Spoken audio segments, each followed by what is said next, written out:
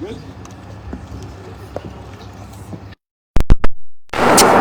à tous, monsieur le Premier ministre, monsieur le ministre, députés, citoyens, spectateurs.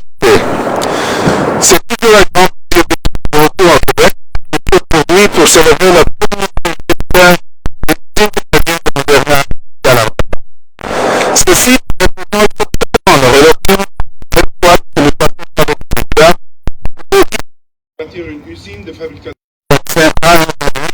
à la tombe de pointe de la compagnie.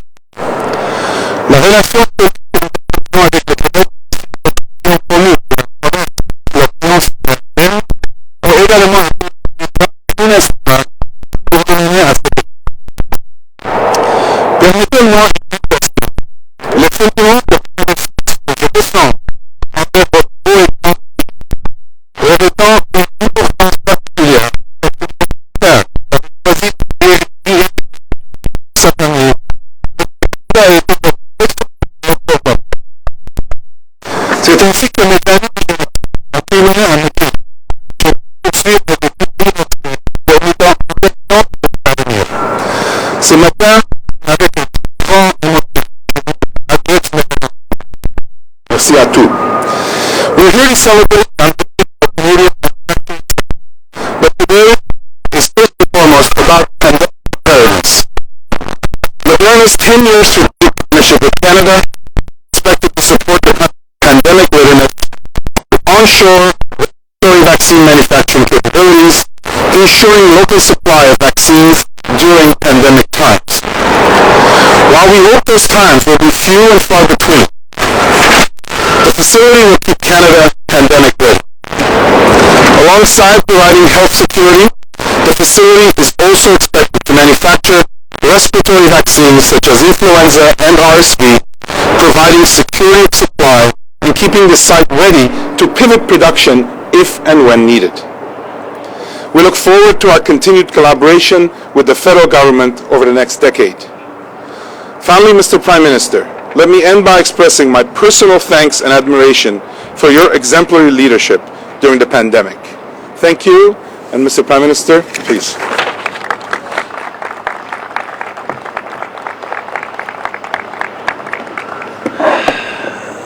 Merci Noubar. Je veux aussi saluer Stephen et Patricia de Moderna. Noubar, the conversations we had throughout the pandemic as we got to know each other, as so many people did over Zoom, not just about vaccines and about when you could get more vaccines to Canada, and you were always responsive on that, but mostly about how we make sure we're ensuring health security, not just now, but for the future. How to make sure that Canada once again is able to respond not just to its own needs, but help lead the world at a time of uncertainty and a time of potentially more pandemics in the coming decades. Your connection with Canada from having studied here, from having came here as a child, and your commitment to Canadians and to people around the world made it absolutely wonderful to work with you. But I have to say, for all the conversations we had over the past 2 years, it's great to finally be able to welcome you here and kick off this extraordinary partnership for Canadians in a very, very tangible way. Je suis très heureux d'être ici à Laval aujourd'hui avec François Philippe et avec plusieurs membres de notre équipe libérale. Je veux aussi reconnaître et remercier Stéphane Boyer, le maire de Laval. Stéphane, 1 an aujourd'hui, tu t'es fait élire dans les élections municipales partout au Québec. C'est une belle annonce pour démontrer que tu es en train de livrer pour les Lavallois. Christopher Skeet, ministre québécois délégué à l'économie, plaisir de te voir, plaisir de travailler avec toi. Vous savez, quand le gouvernement fédéral et le gouvernement provincial peuvent travailler ensemble pour livrer concrètement, pas seulement des jobs et de la croissance, mais des ressources et des éléments de sécurité comme les vaccins. C'est une bonne chose pour tout le monde. Je veux saluer tout le monde qui se joint à nous aujourd'hui. Je suis heureux d'être au Québec aujourd'hui pour parler de ce qu'on fait pour améliorer la vie des gens. Avec le coût de la vie qui augmente, ça devient difficile pour trop de Canadiens de payer les factures. C'est pour ça que notre gouvernement continue d'être là pour vous. Pour aider les familles de la classe moyenne et ceux qui ont le plus besoin, on a doublé le crédit d'impôt pour la TPS pendant 6 mois pour 11 millions de foyers. Les paiements, justement, ont commencé à arriver vendredi passé. C'est des centaines de dollars qui ont déjà été ajoutés dans le compte de banque de ceux qui en ont le plus besoin. Et on travaille pour s'assurer que tout le monde puisse se permettre d'envoyer leurs enfants chez le dentiste. On va aussi aider les locataires à faible revenu à payer le loyer avec un paiement supplémentaire de 500 dollars. On est tous en train de travailler pour être là pour les gens dans le court terme pendant qu'on bâtit un long terme plus prospère. Mais c'est à ce niveau-là qu'il faut qu'on continue de travailler tous ensemble et j'espère que tous les partis à la Chambre des communes, dont le Parti conservateur, vont décider d'appuyer l'aide aux locataires et l'aide pour les soins dentaires. Pendant la pandémie, on a promis de rétablir notre capacité de produire des vaccins ici au Canada. Déjà, on a complété la construction d'un nouveau centre de production de produits biologiques au Conseil national de recherche Canada, pas très loin d'ici, à Montréal. Et on fait plusieurs investissements avec des compagnies dans le secteur de la biofabrication à travers le pays. En avril, Moderna a annoncé son intention de construire une usine ici au Québec. Et aujourd'hui, on est très heureux d'être rassemblés pour souligner que la construction a commencé ici à Laval. La nouvelle usine de Moderna va pouvoir fabriquer jusqu'à 100 millions de doses de vaccins par année, des vaccins contre la COVID, mais aussi contre la grippe saisonnière et d'autres maladies respiratoires. Nous, Barr et les gens chez Moderna, on s'est parlé souvent depuis le début de la pandémie. On a toujours bien travaillé ensemble, donc je suis très heureux de pouvoir poursuivre cette collaboration pour créer des bons emplois ici au Canada et surtout pour garder les gens en santé. Et pendant que je suis ici ce matin, je veux en profiter pour encourager tous les Canadiens de rester à jour avec votre vaccination contre la COVID et d'aller chercher vos doses de rappel si vous êtes éligible. It's important for everyone, with winter coming, with people headed back indoors, to stay up to date in your vaccinations, including getting boosted as soon as you're eligible. There's still a lot of virus going around. Do it to protect your health and to protect our health workers who are so busy on the front lines being the heroes we need them to be. Being able to make vaccines here in Canada is part of our government's plan to keep people safe and to create good jobs for Canadians. Moderna will also invest in research and development here in Canada, which will help us continue to expand our life sciences sector. This is what we mean when we say that we're working to attract investments and working to make our country more competitive. Canada is an attractive place for companies like Moderna to invest and innovate, and we're going to continue making sure that the whole world knows this. Créer des centaines de bons emplois tout en protégeant la santé de nos communautés, c'est ça, bâtir une économie centrée sur le bien-être de tous les Canadiens. Quand une compagnie comme Moderna s'installe au Canada, on rend notre secteur des biotechnologies encore plus dynamique et on développe le talent d'ici. En parlant du talent d'ici, aujourd'hui, je veux justement m'adresser aux jeunes et aux étudiants. Je sais que la pandémie a été difficile pour vous, que vous soyez au début de votre carrière ou encore à l'école. Vous voulez faire votre part pour bâtir un monde meilleur. Alors, plus que jamais, dans notre vision pour bâtir une économie résiliente, on a besoin de votre aide en tant que chercheurs, ingénieurs, innovateurs. Et c'est pour ça que dans l'énoncé économique de l'automne, on annonce qu'on élimine les intérêts sur les prêts fédéraux aux étudiants de manière permanente. Notre gouvernement met tout en œuvre pour que les jeunes, les étudiants, les scientifiques, vous puissiez réaliser vos rêves et bâtir une carrière ici chez nous, tout en faisant une vraie différence pour nos communautés. L'usine de Moderna qui est en construction, c'est un grand pas dans la bonne direction. Mais il ne faut pas oublier non plus que si on peut créer cette usine ici, si on peut commencer la construction au mois d'octobre, en novembre, quand on a un hiver montréalais qui s'en vient, c'est parce qu'on a aussi des travailleurs de construction du meilleur niveau dans le monde. Et je veux souligner tous les travailleurs qu'on a rencontrés ici aujourd'hui qui font ce travail pour bâtir le Canada qu'on vit à tous les jours. Merci, vous, messieurs et madame, pour votre travail. Je suis très content aujourd'hui de pouvoir passer la parole à mon ami, à quelqu'un qui est toujours en train de travailler fort pour amener des beaux emplois pour le Canada, François-Philippe Champagne. François-Philippe.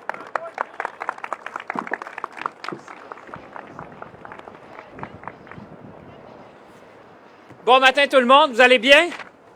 Oui, écoutez, avec un soleil resplendissant comme ça, on a de quoi être fier. Monsieur le Premier ministre, vous l'avez dit. Vous savez, cette grande usine-là, on l'a imaginée, on l'a négociée, et maintenant on va la réaliser ensemble. Alors pour moi, et j'allais dire toute l'équipe, c'est un grand moment aujourd'hui. Je regarde plusieurs sourires de gens qui ont contribué au cours des mois et des années, j'allais dire, pour développer ce projet-là, comme le Premier ministre le disait, qui va nous permettre d'assurer la santé et sécurité des Canadiens. Alors, Monsieur le Premier ministre, toujours un plaisir d'être avec vous pour annoncer des projets stimulants à travers le pays avec nos partenaires. Et je me rappelle, Monsieur le Premier ministre, que vous aviez fait une promesse solennelle aux Canadiens, aux Canadiennes lors de la COVID-19, c'était d'assurer leur santé et sécurité. Eh bien, évidemment, aujourd'hui, c'est un autre exemple d'une promesse qui se concrétise avec la fabrication de l'usine de Moderna. Merci, Monsieur le Premier ministre, de votre leadership. Merci de votre vision. Et merci aussi de nous avoir appuyés à chaque étape parce que c'était une nouvelle façon de faire de l'approvisionnement stratégique. Et à chaque moment, moi, je le sais, vous avez été derrière nous pour dire allons-y. Puis aujourd'hui, on voit le fruit du travail et de votre leadership.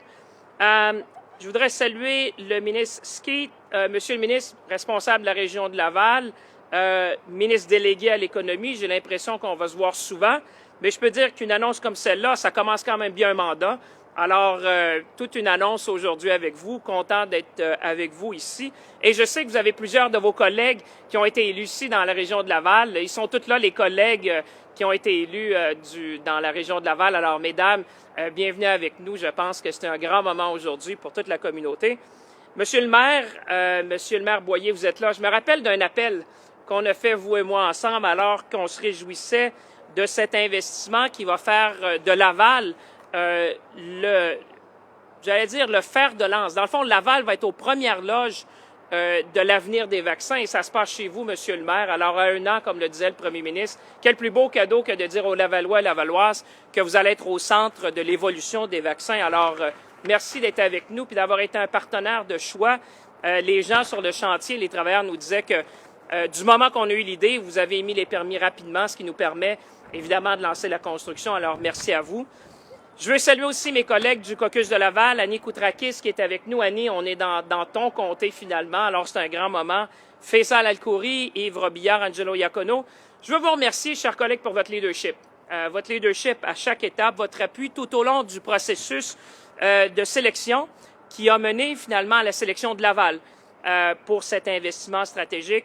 Je pense qu'aujourd'hui, vous avez de quoi être fiers parce que vous avez contribué de façon tangible à mettre Laval au cœur de la recherche des vaccins pour les décennies à venir. Je voudrais maintenant saluer l'équipe de Moderna, parce que vous savez, sans Moderna, on ne serait pas ici aujourd'hui. Noubar Effayan, merci d'avoir appuyé dès le départ notre vision de faire du Canada un emplacement de choix pour les sciences de la vie. Vous avez choisi le Canada comme terre d'accueil en 1975, ou je dirais vos parents ont choisi en 1975 le Canada. Vous avez choisi McGill pour vos études et maintenant vous choisissez Laval et la grande région de Montréal pour l'avenir des vaccins. Je dois vous dire du fond du cœur au nom des Canadiens et Canadiennes un grand merci de nous avoir choisis à plusieurs reprises dans votre vie. On voit le fruit de ça aujourd'hui. Stephen, which is the president and head of the R&D at Moderna, I must say I caused you a lot of work since I first called Stéphane Bancel. And I still have the date, the 2nd of February 2021 at 1836. Since then, you've been working hard to transform the vision into reality. And I just want to say thank you because without you, I don't think we could be here today because this is already about research and development. This is about the future.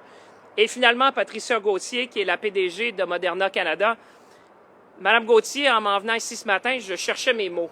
Et le seul mot qui m'est venu à l'esprit, c'est merci. Merci parce que vous avez été l'architecte de ce grand projet. Vous avez été de toutes les discussions et vous avez été la voix du Canada au sein de Moderna. Alors, au nom de tout le monde, je vous dis un grand merci parce qu'il y a une grande partie du site derrière vous qui est grâce à vous, Mme Gauthier, puis je vous remercie. Puis je pense que vous méritez une main d'applaudissement. Un jour, dans un livre, on pourra tout écrire ça, mais vous avez contribué largement. Puis finalement, le premier ministre le disait, je voudrais en profiter pour remercier les travailleurs et les travailleuses de la construction. C'est vraiment grâce à votre talent, votre expertise et votre savoir-faire qu'on est capable de réaliser des grands projets comme ceux-là. Donc, merci à tous les travailleurs. Le premier ministre le disait. Vous savez, pour attirer des investissements stratégiques comme ceux-là, ça prend des hommes et des femmes qui vont le réaliser. Et vous êtes évidemment en première loge. Ce que j'aime avec l'annonce d'aujourd'hui, vous comprendrez, c'est qu'on passe de la vision à l'action avec cette première pelletée de terre de l'usine de Moderna qui va être construite ici. Et c'est aussi le début d'un grand écosystème. On en parlait avec le premier ministre. C'est non seulement Moderna, mais c'est tout ce qui va se greffer autour, qui va faire de Laval, qui va faire de Montréal un chef de file mondial dans le domaine des vaccins. On s'entend tous, nous n'avons pas choisi le moment de la pandémie du COVID-19, bien évidemment. C'est bien évident que nous ne choisirons pas non plus le moment de la prochaine pandémie si jamais il y en avait une. Mais il y a une chose que nous pouvons choisir, c'est d'être mieux préparés, d'être plus résilients, et c'est exactement ce que nous faisons aujourd'hui avec cette annonce importante. Laval et la grande région de Montréal sera au cœur de l'avenir des vaccins ARN messagers qui pourra nous aider à sauver des vies et évidemment à développer la prochaine génération de vaccins. Ce qui est formidable, mesdames et messieurs, en plus de ce que vous voyez derrière nous, c'est qu'en plus de la fabrication des vaccins ARN messagers ici au Canada, et même, je dirais même à Laval, c'est que Moderna va aussi investir des millions en recherche et développement et faire des tests cliniques ici chez nous.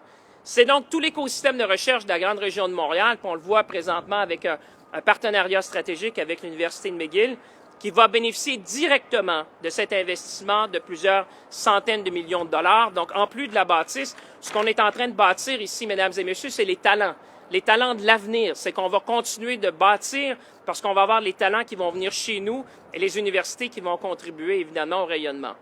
With the strategic investment, we are leading. That's the key word. We are leading. We are strengthening our biomanufacturing and life science sector. We are bringing more well-paying jobs to Canada, and we're ensuring that we'll be ready to face other health crises with the solutions that we have right here at home. Je dirais en terminant, pour les gens qui nous regardent à la maison, vous savez, les Canadiens et les Québécois sont tout à fait en droit de se demander si nous sommes mieux préparés aujourd'hui qu'il y a 2 ans. Avec un secteur des sciences de la vie en plein essor, la mise en chantier de l'usine de Moderna aujourd'hui, qui pourra produire, comme le premier ministre le disait, plus de 100 millions de vaccins. Et il faut se rappeler, mesdames et messieurs, quand on a commencé la pandémie, on importait 85 % des vaccins. Maintenant, avec l'usine de Moderna, on pourra produire plus de 100 millions. La réponse, mesdames et messieurs, est retentissante. Oui, nous sommes mieux préparés, pas seulement pour aujourd'hui, mais pour les décennies à venir. Alors, en terminant, je dirais, saisissons l'opportunité pour être plus résilients, continuons d'être ambitieux et continuons de faire du Québec et du Canada un endroit de choix pour les sciences de la vie, car le futur des vaccins, ça se passe ici, chez nous, au Canada. Avec ça, maintenant, j'aimerais passer la parole à mon nouveau collègue, le ministre responsable de la région de Laval, ministre délégué de l'Économie du Québec. Monsieur Skeet, la parole est à vous. Monsieur le ministre.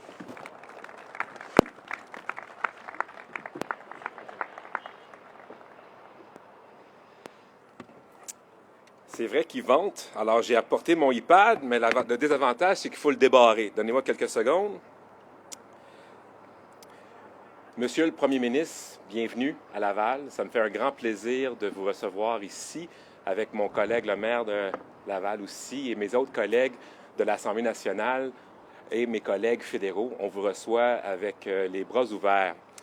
Ministre Champagne, à mon tour aussi de dire que j'ai très hâte de continuer à travailler avec vous sur les différents dossiers qu'on aura à partager ensemble. Et vous avez raison, ce qu'on voit aussi ici aujourd'hui, c'est la concrétisation de beaucoup de travail. Et juste pour que les gens sachent qu'est-ce que ça prend pour faire atterrir un projet comme ça prend énormément de ténacité et énormément de travail. Ça prend la vision d'un entrepreneur qui, lui, décide qu'il veut transformer la biopharma à jamais.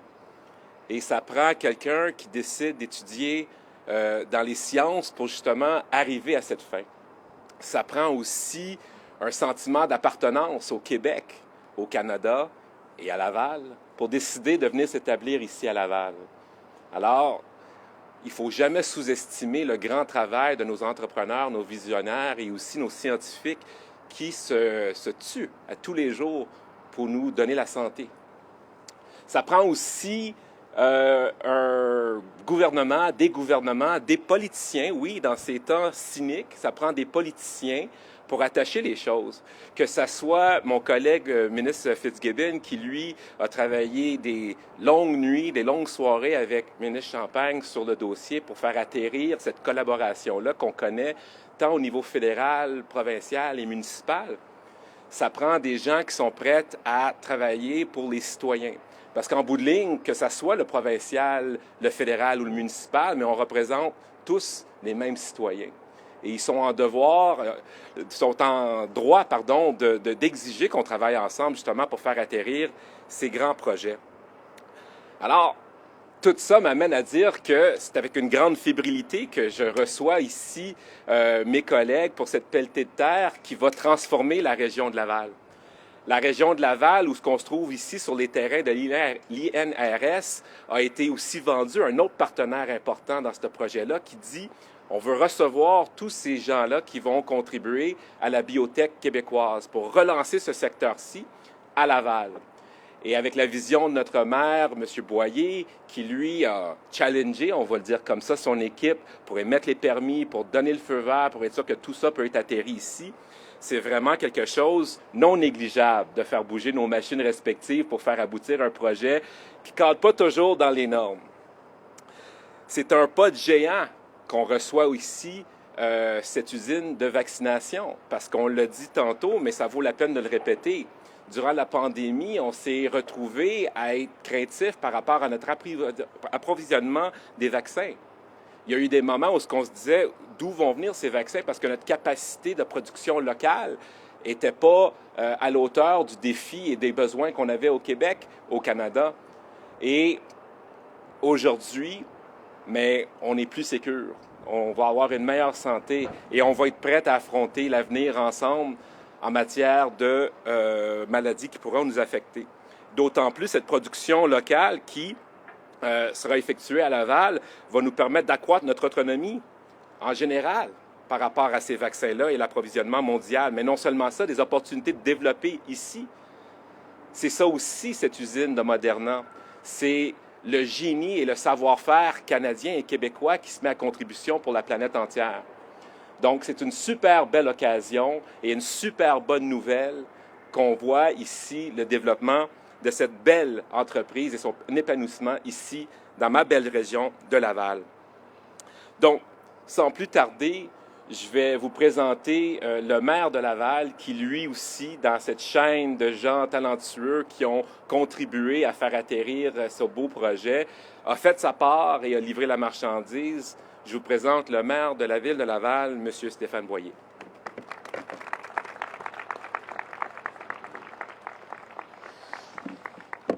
Merci beaucoup. Alors, aujourd'hui, si on est ici, c'est surtout le fruit d'un beau travail d'équipe.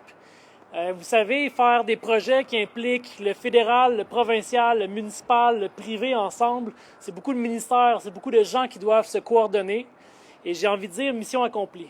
Je parlais à M. Huggs tout à l'heure. Moderna a plusieurs projets dans le monde. J'espère que je ne vends pas de punch, mais c'est le projet qui me disait être le plus avancé dans le monde. Donc, on peut être fier, je crois, du travail qui est accompli ici aujourd'hui.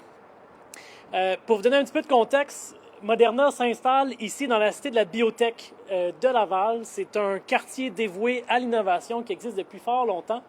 Mais on a annoncé cette année une phase d'un agrandissement. Donc, c'est le premier projet de cette vision d'agrandir la Cité de la biotechnologie. La Cité de la biotechnologie accueille plus de 100 entreprises dans les sciences de la vie. Il y a plus de 5000 personnes qui y travaillent. Et c'est aussi le site du CQIB, le Centre québécois d'innovation en biotechnologie, un des plus vieux incubateurs dans le domaine au monde, qui a accueilli des dizaines et dizaines d'entreprises qui ont reçu pour plus d'1 demi-milliard en investissement privé. Bref, Laval, c'est un terreau fertile pour l'innovation, dont dans les sciences de la vie. Il y a d'ailleurs également un projet juste au nord de zone d'innovation qu'on appelle le Carré Laval, un terrain, on a 4 millions de pieds carrés à la municipalité où on veut créer un tout nouveau quartier axé sur l'innovation, où on espère avoir des lieux d'enseignement, des entreprises innovantes, mais aussi des lieux de vie, des gens qui vont y habiter.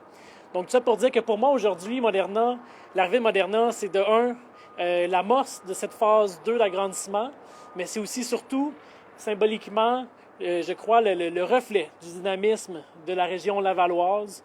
Laval est une ville en forte croissance qui se développe rapidement. On a beaucoup de grands projets très stimulants pour les citoyens. Puis je suis surtout fier comme maire que notre ville puisse accueillir l'avenir des vaccins, l'avenir de la médecine, parce qu'aujourd'hui, ce n'est pas juste un projet de développement économique, comme le premier ministre l'a mentionné, c'est aussi une façon de sécuriser la santé des Canadiens et des Canadiennes pour les décennies à venir.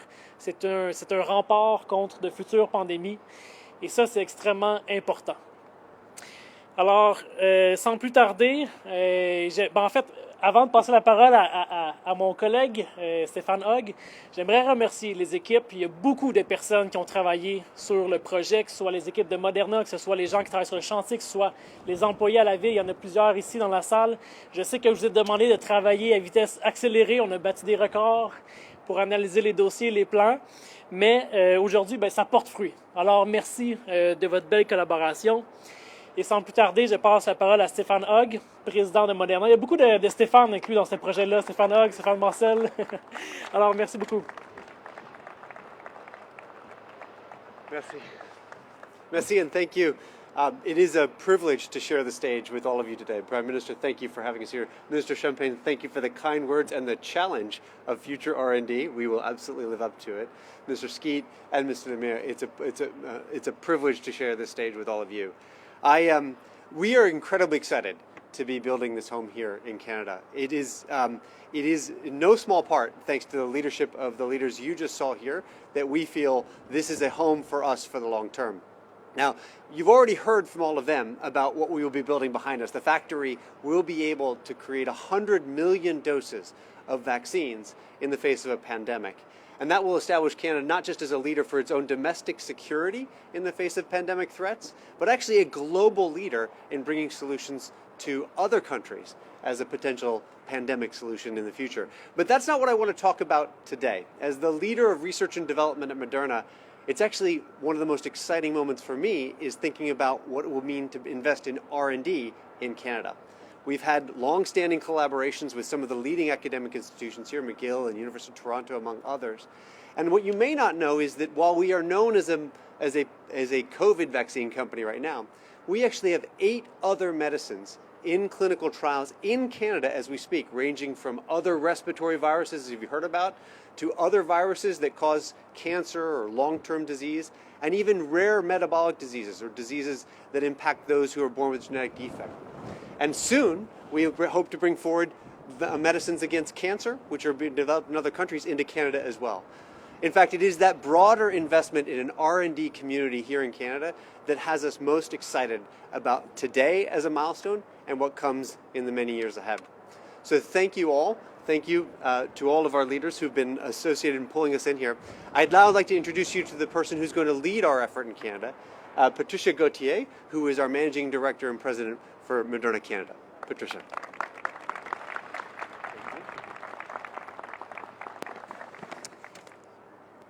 Merci beaucoup, Monsieur le Premier ministre, Monsieur les ministres, Monsieur le maire, Stephen, Nubar, thank you so much for coming today. En novembre, Moderna fait ses 2 ans de présence au Canada. 2 ans. Au cours de cette période, on a été principalement focalisé sur la lutte contre la pandémie, en veillant à l'approvisionnement des Canadiens en vaccins essentiels qui avaient été élaborés à la base de notre technologie d'ARN messager. En plus de ça, on a créé un partenariat avec le gouvernement fédéral, un partenariat long terme pour la sécurité des Canadiens et pour pouvoir commencer à fabriquer des vaccins ici au Canada. Nous avons avancé très rapidement et très efficacement. Ce que nous avons accompli en si peu de temps avec tous nos partenaires, plusieurs ici aujourd'hui, est vraiment incroyable, considérant que l'été dernier, on était seulement 5 employés au Canada. On va terminer l'année cette année avec environ une 30aine d'employés et beaucoup plus à venir. On est impatient de puiser dans le bassin de talents scientifiques de la région du Grand Montréal pour pouvoir à des emplois qui sont hautement qualifiés que nous allons créer avec ce centre de production. En tant que Canadienne et fière Québécoise, je tiens vraiment à ce que nous contribuions à l'écosystème des sciences de la vie pour que ce soit un écosystème qui soit très fort et performant et pour qu'on puisse continuer à bâtir sur ce que Steven vous a partagé il y a quelques minutes. La pandémie nous a montré que la collaboration entre les partenaires privés, publics et tous les niveaux du gouvernement peut vraiment produire des résultats rapides et significatifs. Quand on pense à ce qu'on a été capable de construire ici en 2 ans, on peut seulement imaginer ce qu'on va pouvoir continuer à construire ensemble ici dans l'avenir. Donc, j'aimerais remercier tout le monde d'aujourd'hui pour votre présence, tous nos partenaires qui ont fait de ce projet une réalité. On bouge vite chez Moderna, il y a juste une vitesse, c'est une vitesse grand V. Et c'est incroyable de pouvoir aujourd'hui commencer à mettre la fondation pour notre usine avant que l'hiver arrive, pour qu'on puisse avoir une usine en 2024. Donc, merci beaucoup à tous.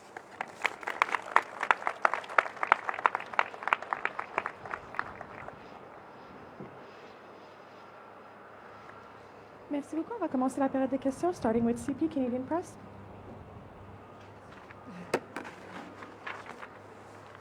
Hi there. Morgan Lowry, Canadian Press. Ontario Premier Doug Ford said that if you want to do something about the preemptive use of the notwithstanding clause, you need to sit down with the premiers and talk about reopening the Constitution. Even though Ford has decided to repeal his use of it to deal with the Union of Public Employees, would you be open to doing that to get ready for the next time? Canadians are facing challenges around the rising cost of living. People are worried about climate change. People want to know that there are going to be good jobs for them now and into the future. People want to know that we're preparing for possible future pandemics. These are the things that are top of mind for Canadians, not reopening the Constitution. Our focus is on being there to support Canadians now. Our focus is on building good jobs for the future. And our focus will always be standing up for people's fundamental rights. The proactive use of the notwithstanding clause suspends people's fundamental rights and freedoms. I think all Canadians know how important it is to protect those fundamental rights and freedoms, and this government will never back down from standing up for people's rights and freedoms. And if premiers across the country want to avoid the kind of disruption that we've seen in Ontario over these past few days, the answer is simple. Just don't use the notwithstanding clause proactively. En français. Les Canadiens sont préoccupés par le prix de l'épicerie, sont préoccupés par l'impact des changements climatiques. Ils regardent la guerre en Ukraine, ils regardent les défis au niveau des jobs de l'avenir, de la prospérité qu'on est en train de bâtir. Ils ne veulent pas qu'on perde notre attention, notre énergie à rouvrir des débats constitutionnels. L'utilisation proactive, préventive de la clause dérogatoire, de la clause non-obstant, suspend les droits et libertés fondamentaux des Canadiens. Tout le monde, tous les Canadiens savent à quel point c'est important de défendre leurs droits et libertés. C'est pour ça qu'on voit la réaction des gens à travers le pays quand les gens utilisent la clause non-obstant. J'ai été très clair partout au pays quand ça a été utilisé. On ne devrait pas utiliser la clause non-obstant de façon préventive et je vais continuer de le dire parce que nous sommes le gouvernement qui va toujours être là pour défendre les droits et libertés de tous les Canadiens. Following up. Yes, in April of last year, you said you were committed to increasing health transfers to the provinces for for health care, but that the decision about how much and how to do it would wait until we're through the worst of the COVID-19 crisis. We now seem to be through the worst of the crisis, but hospitals and the healthcare system are crumpling under the weight of the last 2 years, and doctors and nurses are begging for help. So what exactly are you waiting for? We have been engaged in conversations with health ministers, and indeed I've spoken directly with premiers across the country about, yes, the fact that we are committed as a federal government to investing significantly more in our healthcare system. But as the president of the Canadian Medical Association said this summer, there's no point just putting more money into a broken system. We need to improve the results delivered for Canadians. We need to make sure that people can have access to a family doctor, that they have access to mental health services, as we're all dealing with challenges left over by the pandemic that go beyond physical health. People need to know that emergency rooms are going to be able to be there for their kids as we're struggling with the latest respiratory challenges in hospitals across the country. We need to deliver results for Canadians with our healthcare systems across the country. That is the conversation that's being kicked off right now amongst health ministers as they gather tomorrow. And it's one that the federal government is an active part of. So yes, we will be there with more money. But we need to make sure that more investments in healthcare ends up supporting the folks on the front lines, the nurses and doctors delivering that healthcare to Canadians, and ensures that Canadians feel the results of improvements in our healthcare system. That's what we've been pushing on from the beginning, and that's what we will continue to discuss with the provinces. Prochaine question. Oui, bonjour, M. Trudeau. Maintenant que la construction de l'usine avance, est-ce que vous ne serait pas temps aussi de savoir de quelle façon le gouvernement va épauler l'entreprise, combien de vaccins vont être achetés, est-ce que ce sera uniquement de la COVID? Savoir un peu financièrement de quelle façon le gouvernement soutient Moderna. Je ne veux pas aller dans trop de détails commerciaux, mais je peux vous dire que le Canada, avec cette entente avec Moderna, est en train d'assurer l'approvisionnement de vaccins pour les Canadiens pour les décennies à venir, pour plusieurs différents types de vaccins et d'utilisation de vaccins. On est en train de se commettre à acheter les vaccins qu'on achète de toute façon à chaque année. On va pouvoir les acheter d'une compagnie qui va les produire ici au Canada et qui va être capable d'en produire pour le monde aussi en cas de besoin. C'est un investissement, oui, dans la sécurité de nos systèmes de santé pour les Canadiens, mais c'est aussi un investissement dans un écosystème de recherche, de production, de biopharmaceutiques qui va livrer pour les Canadiens des bons emplois et de la sécurité santé, au niveau de la santé pour les années à venir. On est très content de pouvoir faire cette annonce aujourd'hui. C'est un peu le même genre d'explication qu'on entend depuis le début de l'annonce, mais est-ce que c'est 25 %? Est-ce que c'est la moitié de la production? Pouvez-vous un peu quantifier de savoir, une entreprise vient s'établir ici pour produire des vaccins, quelle quantité on va en acheter? Je suis très content de pouvoir partager le podium avec François-Philippe Champagne qui en connaît un peu plus sur les détails spécifiques et surtout ce qu'on peut dire en public et ce qu'on ne peut pas dire en public. Merci, M. le Premier ministre. M. Arsenault, toujours un plaisir. Vous étiez de la dernière annonce, je vous reconnais. Donc, effectivement, je pense que le Premier ministre explique, c'est que ce qu'on a décidé de faire avec Moderna, c'est de l'approvisionnement stratégique. Comme on l'a dit la dernière fois, c'est Moderna qui construit l'usine, c'est Moderna qui va opérer l'usine. La grande différence qu'on a faite cette fois-là, c'est que, comme le Premier ministre disait, nous, on s'engage à acheter un certain nombre de vaccins. Vous savez, quand on a commencé la production, ce qu'on appelle de mise en fiole, le fill and finish, au Canada, au départ, on était à peu près à 30 millions. Là, on est rendu à 610 millions. Ce qu'on fait avec Moderna, ça va nous donner la capacité d'amener 100 millions de vaccins supplémentaires en temps de pandémie. Comme on l'a dit dès le départ, c'est un investissement de la part de Moderna. L'engagement du gouvernement du Canada, c'est évidemment d'acheter ces vaccins-là. Mais ce qui est encore plus intéressant, quand on l'a annoncé à l'Université McGill, vous vous rappellerez la dernière fois, c'est que non seulement on a sécurisé l'approvisionnement domestique, parce que Il faut savoir qu'aujourd'hui, Laval va être aux premières loges de la fabrication de vaccins. Mais ce qu'on s'est assuré, puis vous avez Stephen qui est avec nous, c'est qu'on a des centaines de millions qui vont être investis ici au Canada, en grande partie à Montréal, dans la recherche et développement, des nouveaux vaccins, parce qu'on ne regarde pas en arrière, on regarde en avant, vous l'avez entendu. Ce qu'on regarde, c'est des vaccins pour les maladies respiratoires, éventuellement même le cancer. Donc, l'investissement du gouvernement du Canada, c'est d'acheter ces vaccins-là, de supporter l'entreprise. Mais ce que vous voyez derrière moi, les machines, la construction, ça, c'est un investissement de la part de Moderna. Prochaine question. Bonjour, Daniel Cadjur, Radio-Canada pour M. Trudeau.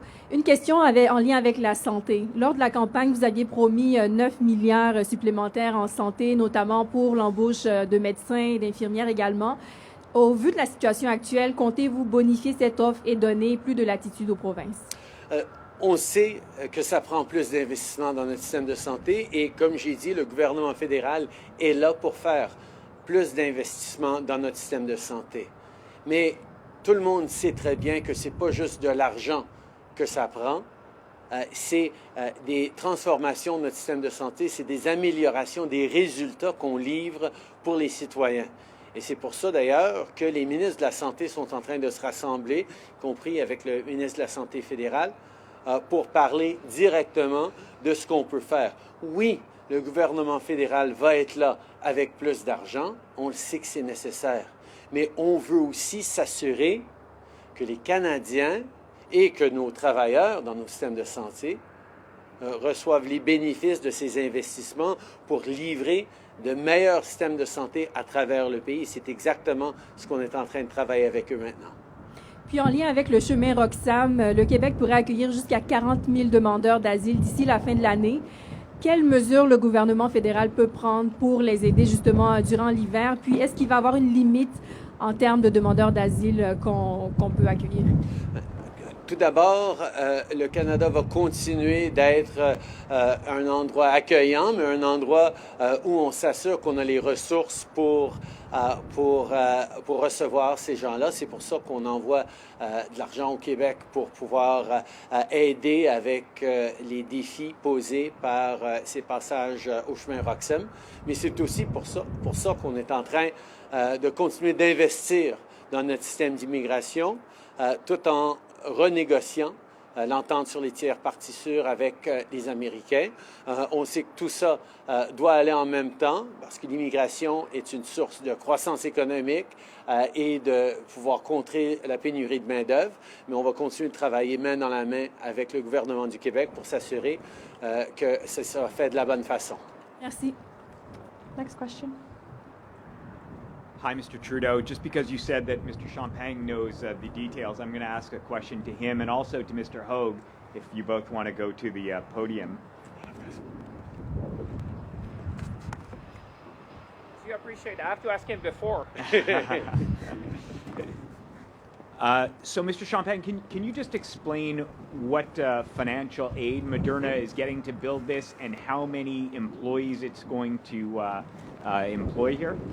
First, yeah. So what we're doing with this one, and I think the Prime Minister said that this is about strategic procurement. So when we started the discussion with the CEO, Stéphane Bancel, you will recall, about a year and a half ago, we were looking at saying, we started from the premise that we wanted to increase our resiliency. We knew that the Prime Minister had asked us to ensure the health and safety of Canadians. And what we're looking at, we knew that from years to years, we were buying billions of vaccines in Canada for different type of diseases that you need to use vaccines. So when we transformed the model is to do strategic procurement. In a sense that when we sat down with Moderna, we said, you're going to build the facility, you're going to operate the facility, and what the government of Canada will do is to buy a certain number of vaccines. And in addition to that, in our commitment, which you know the length of the agreement is over 7 years, we said we want you to invest hundreds of millions in R&D. And what Stephen was explaining to you is that at the time, we knew that by the time the facility would be built, COVID-19 would largely be behind us. But where we're investing today, and that's why it's so crucial, is that Canada is leading, because now they're investing in about a platform of 30 vaccines, including cancer vaccines that could really target certain type of cancer. So that's really looking forward. So the deal is very simple. They build a facility, they operate the facility, and we committed to buy a number of vaccines. which we already historically have always bought vaccines. So for us, I think for Canadians, this is a win-win situation. You get manufacturing in country, we invest in the future, they're going to build the R&D in Canada, and we'll continue to have a steady purchasing of vaccines. And part of the reason we wanted that, we wanted to onshore that production in Canada so that whatever comes next would be better prepared. And number of jobs, I mean, you should give thumbs up to the guys who have the ad, because there are going to be hundreds of them during construction. We expect the facility to be completed by 2024, thereabout. Looking at Patricia, if she's nodding, she is. And then I think if you look at the facility, it's going to move over time. They already start recruiting, but the good news for students and people here in Montreal, this is probably more than 200 people will be employed in the facility and probably progressing as we develop new vaccines with the company. And the financial investment by Ottawa? Well, it's very simple. Like I said, we're not contributing. So to be very clear, let me be crystal clear. We're not investing in the CapEx and OpEx of the facility. What we're doing as the Government of Canada is a replacement, in the sense that we already buy vaccines, and what we have committed with Moderna is that as long as you produce here, as long as you have a steady, ready facility to face any crisis, any pandemic, we're going to commit to you to buy a certain number of vaccines every year. And in addition to that, we got R&D investment. So that's basically the broad outline of the agreement we reached with Moderna. Mr. Hogue, I just want to... Please. Just two quick questions for you. One, why did you choose Quebec, other than the obvious wind power potential here? And also, I just want to know a little bit more about those cancer vaccines. When could we possibly see a vaccine for certain types of cancer? Yeah, of course. So you highlighted the wind power, but actually part of it was we have a strong commitment to ESG, to green manufacturing at Moderna. And so many of the things that we wanted to do when we were looking at sites had to do an intersection of a range of different things. Was there a regulatory community around it that was committed to the same sorts of things that we valued in terms of a green facility? The second was you have to have access to talent. And Quebec, actually many different places in Canada, but Quebec does clearly, through the universities in Montreal, have an incredible talent base, both science and engineering, as well as manufacturing. And that's essential for us because while you were asking a question about the number of jobs that we will have here, and we will have a large number of jobs at this facility, we need an entire ecosystem of support around that. Many, many companies support every one of our facilities, and they support that with technical capabilities, they support that with logistical support. All of that needs to be robust. And what we found in Quebec, and particularly here in Laval, was an opportunity to bring all of those things together. An incredible workforce, a strong regulatory environment, and then a government that really shares our values, what we're trying to do. Now, as to the pipeline, I thank you for the question on cancer vaccines, but I do want to make clear, we have far more than just cancer vaccines. In fact, there's 43 different medicines that we have in clinical or preclinical trials right now. And as we look to partner with the government in addressing the public health challenges that you all face in Canada, our goal is to make sure that our vaccines actually decrease costs, that they work and they provide protection. In fact, that's really what a vaccine is. And so we're hoping not just with COVID vaccines and flu vaccines and RSV vaccines, all in clinical trials, but combinations of those and other respiratory pathogens, that we'll partner in a long-term solution here, which is improving the health of Canadians, but also decreasing costs that your governments face in managing those. And of course, there's cancer. And then cancer is something that we're all at some way or another, unfortunately, touched by in our lives. Huge unmet need. There's incredible potential in our technology in cancer. We are looking forward to data in the coming month from some ongoing clinical trials we've had ongoing for several years, showing, we hope, that our vaccines can teach your immune system to attack your cancer and hopefully even treat and cure it. Those are early stage studies, and we'll have that data, as I said, shortly. But if that works, we do believe that we can use that technology more broadly, not just against skin cancers where we're currently testing it, but all forms of cancers, and something we'd hope to bring forward very quickly. What's really magical about this, and what's going to be magical about the facility behind me, is our technology, what we do, it's the same basic pieces, messenger RNA and delivery technology, for all of those medicines, whether it's from personalized cancer to all the different respiratory viruses. And what this facility will allow us to do will be to address many of those health challenges for today, but in the decades to come. Next question. Good morning. Mike Armstrong, Global News. Just a question related to some reporting coming out this morning from some of my colleagues. Global News has learned from sources that you were warned earlier this year by Canadian intelligence that China is allegedly targeting Canada with a campaign of foreign interference, including allegedly funding at least 11 candidates in the 2019 federal election. Experts, including the National Security and Intelligence Committee of Parliaments, say our country's espionage and counter-interference laws desperately need to be overhauled. Why has your government not strengthened those laws, given the clear threats we appear to be facing?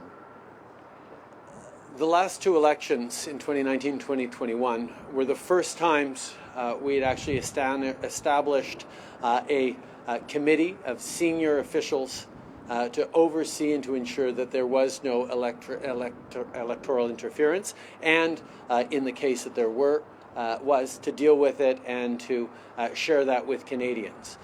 We have taken significant measures to strengthen the integrity of our elections processes and our systems, and we'll continue to invest in the fight against election interference, against foreign interference of our democracies and institutions. Unfortunately, we're seeing that countries, state actors from around the world, whether it's China or others, are continuing to play aggressive games with our institutions, with our democracies, and that's why we are creating new tools to be able to support them. We are constantly working with our intelligence committees and officials, and we've created, as you know, specific Intelligence and National Security Committee of parliamentarians that are engaged in these issues and others to ensure that we are able to deal with more threats in the future.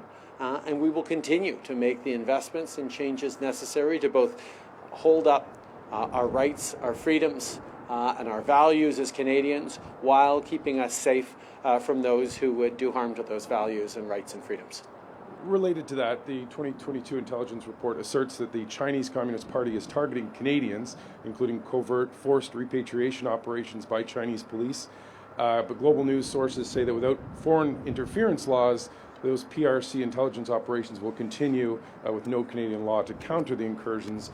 Why has the government not implemented new hostile state activity laws to protect vulnerable Canadians, such as the Uyghurs and the Tibetans?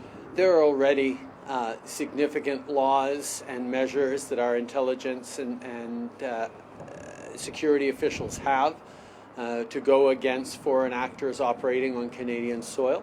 We will continue to make sure that they have the necessary resources, and we will continue to look at giving them more tools as necessary to both stand true to our values and ensure that Canadians are safe and protected.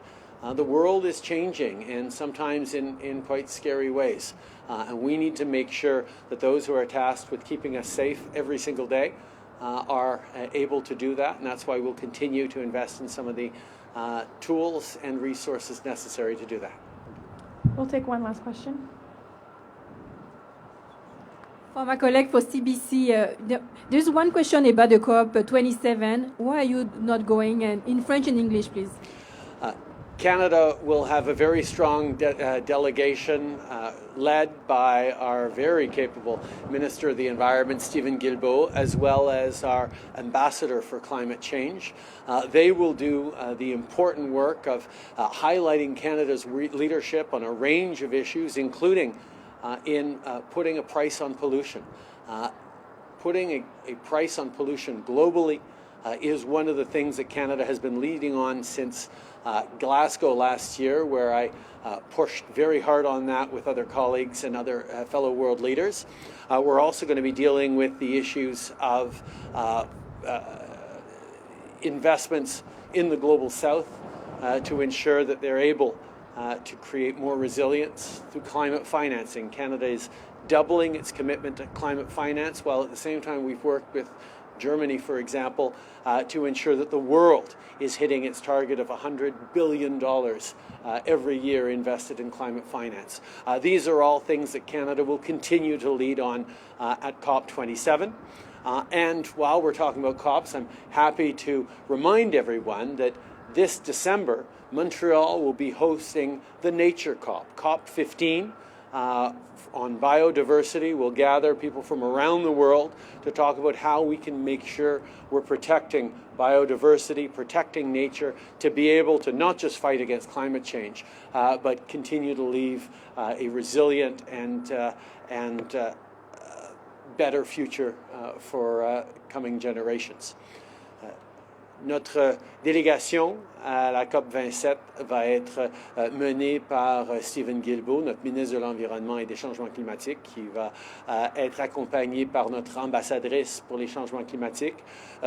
On va continuer le leadership du Canada en matière de mettre un prix sur la pollution à travers le monde, parce qu'on sait que c'est un des outils les plus importants pour livrer des réductions d'émissions et la lutte contre les changements climatiques tout en développant un monde meilleur et une prospérité économique, ainsi que les conversations très importantes sur le financement pour le développement, le financement pour les pays en voie de développement contre les changements climatiques. Le Canada a doublé jusqu'à 5,2 milliards de dollars notre financement pour le développement, en même temps qu'on travaille avec des partenaires comme l'Allemagne sur une initiative pour s'assurer que tout le monde fasse sa part avec 100 milliards de dollars investis à chaque année pour aider le Sud mondial à développer de la résilience contre les changements climatiques. Merci. Merci beaucoup. C'est ce qui m'a fait à la période de questions. Maintenant, j'inviterai les participants à se diriger vers l'ouverture pour la nouvelle image de Moderna.